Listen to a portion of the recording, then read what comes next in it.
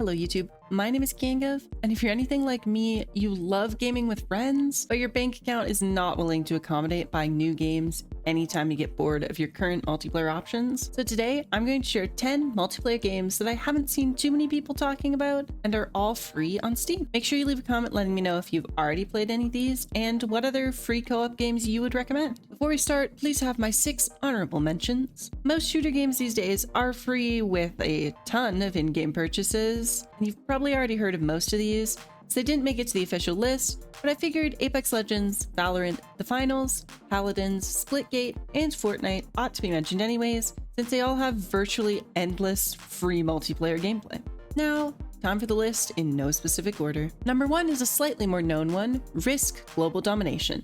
Supporting 1 to 6 players with the ability to have bots fill, Risk is a board game style strategy game with dice and cards where your goal is to take over the entire world map by spreading your troops across continents and taking over your opponent's land. The tutorial is a little annoying, but the game offers a variety of maps and a leaderboard to climb even if you play alone.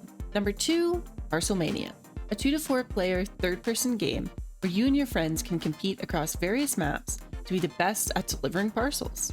You're given a time limit and must find customers' orders around the map and either gather parcels to deliver to them or slap the parcels out of your friend's hands and gain the most points. Just be careful because gravity physics and traps might get you. Number 3 is a 1 to 4 player game called Smithworks, where you and your friends will work together to complete orders in your smithing shop. As you play, the maps will get bigger, the orders more complicated, and the customers more impatient. Bit of a communication test, but you can unlock free cosmetics and race against the clock to win each level. Number 4 is an early access third-person shooter style game called Paint, where 1 to 4 players can fight against the man using their paint blasters to infiltrate the suit's factory and secure objectives. Every round starts the same, but you have 10 minutes to work through as many objectives as possible.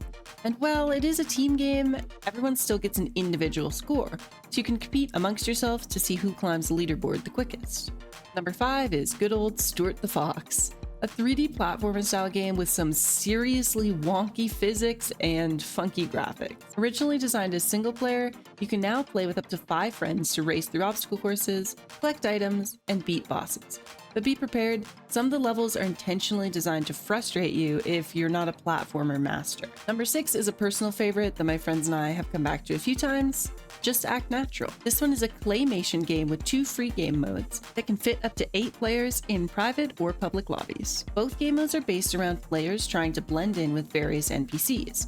Either collect diamonds without getting spotted by the player with the laser cannon in the Diamond Hunt game mode, or play the Assassins game mode where everyone is on an equal playing field and trying to collect the most coins while knocking down all the other real players amongst the NPCs. Number 7 is not only another repeat in my Steam library, but a game that is both actively being updated and has a sequel. One Armed Cook is a 1 to 4 player cooking game where you only have one arm, and that arm doesn't fully understand physics. Pick a restaurant type, take customers' orders, and try not to let the cramped kitchen and ticking timers stress you and your friends out before you can deliver perfectly cooked food, or alternatively, pop into versus mode and see who can cook different dishes the fastest. Number 8 is a horror game that I cannot show too much footage of because it features some not so family-friendly monsters. It does have a streamer mode, but Eurontosis Put Yourself Together is a short, challenging 2-player pixel art game. Player 1 takes hold of a flashlight, and player 2 gets a camera.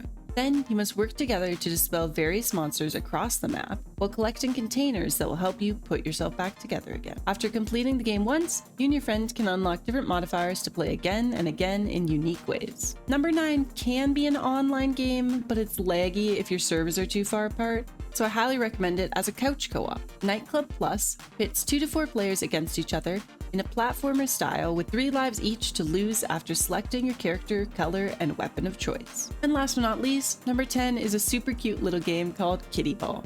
With 2 to 5 players, you and your friends will play cats, competing to see who can unroll their ball of yarn first. The game supports cross-platform play and has online lobbies for when you don't have enough friends ready to play. Switch between different maps and different lengths of yarn. Watch out, because there's a dog and a mouse trying to distract you from your goal, and your friends could team up against you.